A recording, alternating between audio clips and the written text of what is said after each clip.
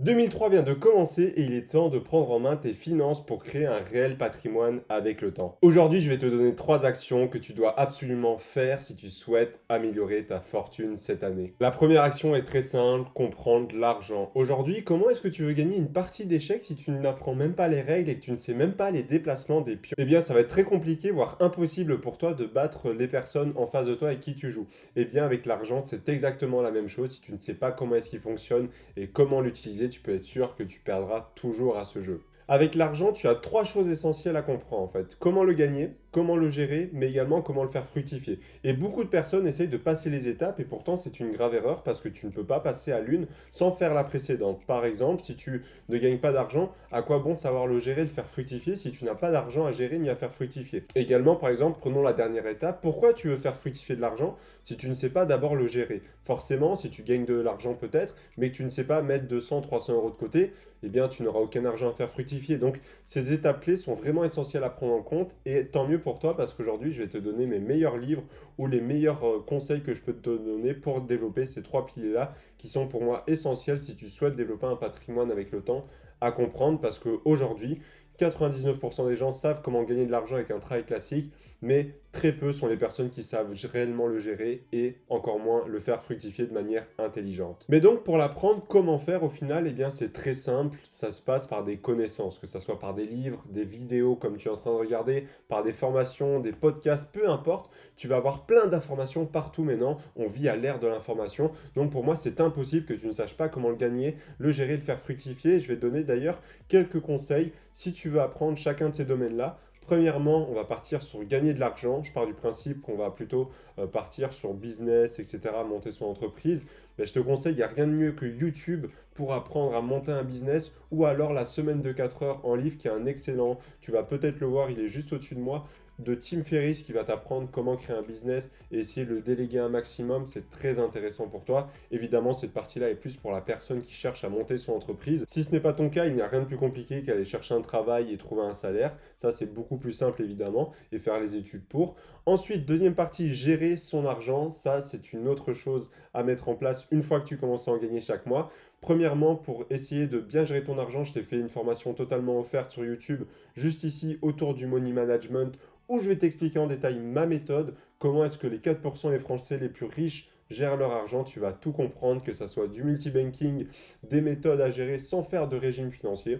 À toi de voir, c'est totalement offert et au moins ça va te permettre de développer une réelle méthodologie. Sinon, également, tu as le livre The Millionaire Next Door. Alors, c'est pas un livre à proprement parler de gestion d'argent, mais en fait, ça va étudier tous les millionnaires et ça va montrer leur façon de faire, comment est-ce qu'ils sont arrivés là, et aussi leur manière de dépenser leur argent.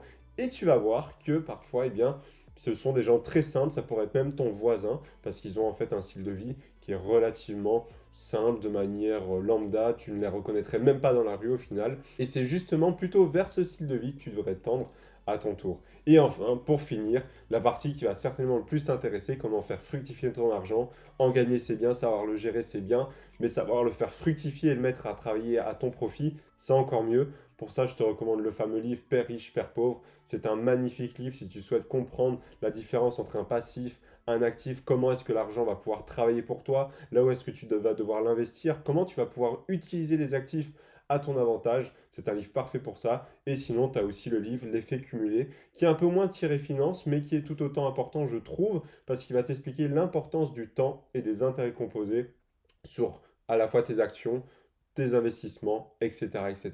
Parce qu'aujourd'hui, il faut bien se dire que si les riches restent riches, c'est parce qu'il n'y a qu'une seule chose, ils ont compris les règles du jeu, du système financier et savent très bien jouer avec, que ça soit avec des leviers bancaires, que ça soit également en investissant, en transmettant leur patrimoine, en réduisant les frais.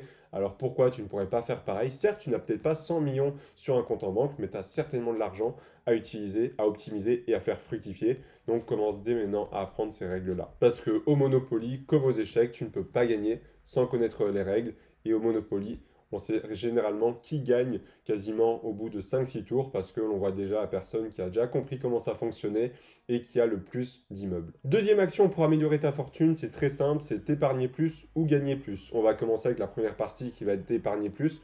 Forcément, ça ne sera pas dédié pour tout le monde. Certaines personnes épargnent déjà le maximum qu'elles peuvent, mais je te conseille de faire ces astuces-là si tu ne le fais pas encore.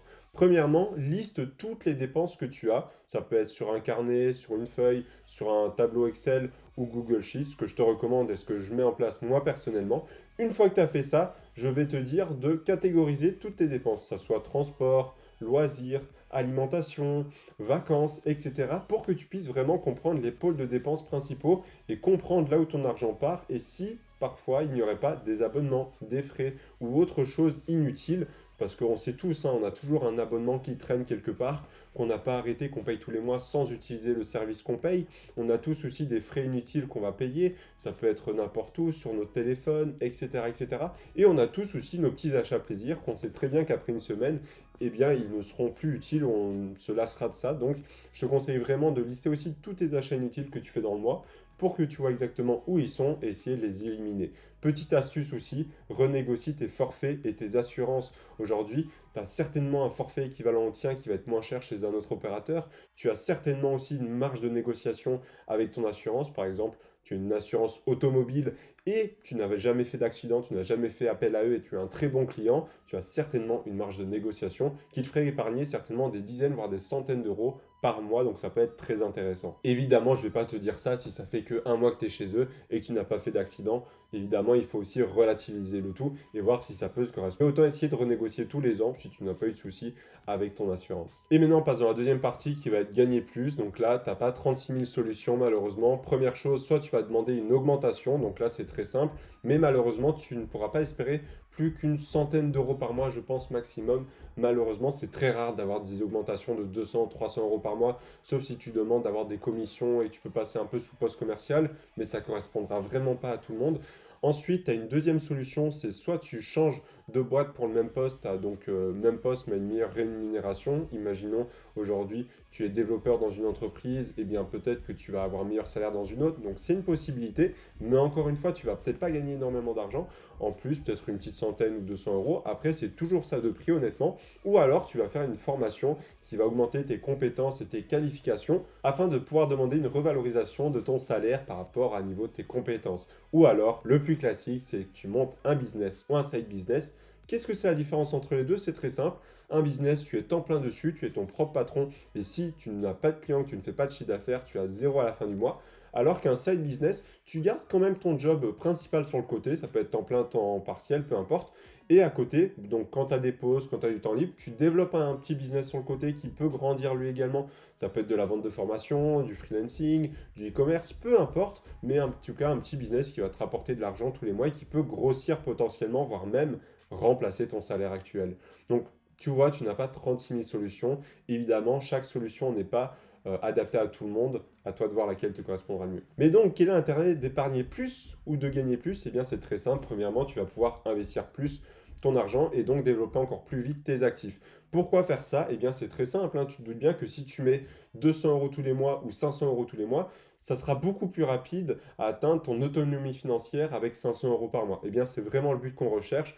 Nous, aujourd'hui, c'est de pouvoir mettre plus d'argent tous les mois sans que ça impacte notre niveau de vie, sans qu'on doit se serrer la ceinture afin de développer notre avenir financier. Et c'est vraiment là que tu vas pouvoir avoir un réel levier dessus. Et le mieux, si tu peux le faire, évidemment, c'est à la fois épargner plus et gagner plus parce que là, tu peux même passer de 200 euros par mois peut-être d'investissement à 700 euros, 500 euros. J'ai vu beaucoup de personnes le faire, alors pourquoi pas toi?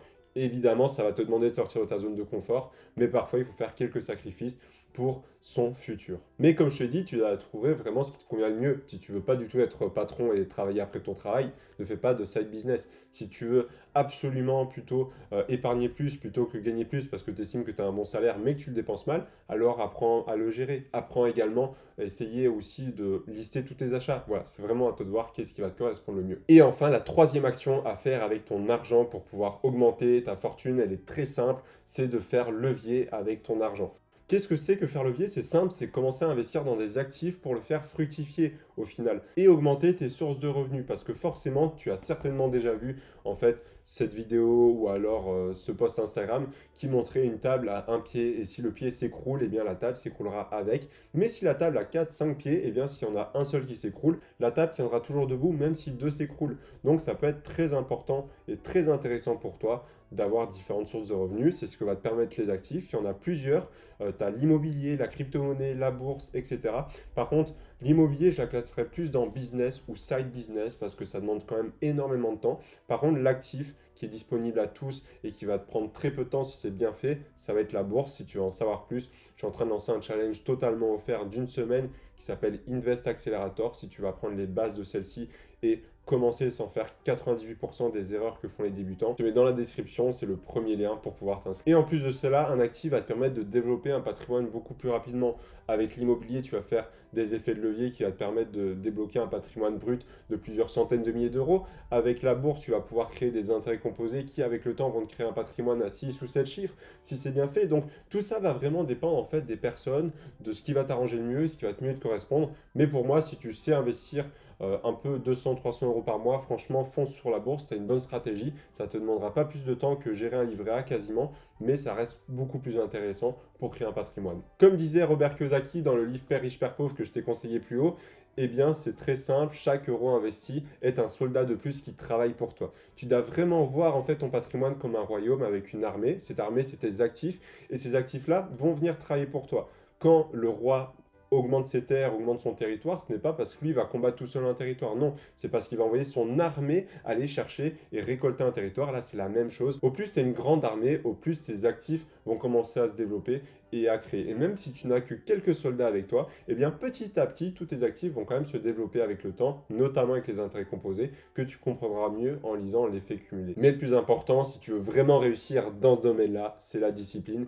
Il n'y a pas de secret, si tu arrêtes au bout de 6 mois, tu ne verras jamais les résultats. Par contre, si tu en fais vraiment une philosophie de vie, je peux t'assurer qu'à la fin de ta vie, tu t'en remercieras même bien avant, où tu pourras certainement prendre une retraite anticipée à l'heure actuelle où la retraite est vraiment incertaine pour tout le monde et recule d'année en année. Toi, tu vas pouvoir être totalement autonome financièrement à l'image d'une personne qui montrait son potager. Ça ne se fait pas en 2 jours, mais au bout de quelques mois, la personne est vraiment contente de ne plus dépendre d'un supermarché pour survivre. D'ailleurs, si tu veux creuser un petit peu plus le sujet de l'argent, je t'ai fait une vidéo spécialement sur le domaine où je t'explique comment profiter de la récession 2023 pour t'enrichir. Si tu veux savoir comment faire, je t'explique tout dans cette vidéo. On se retrouve juste derrière. À tout de suite.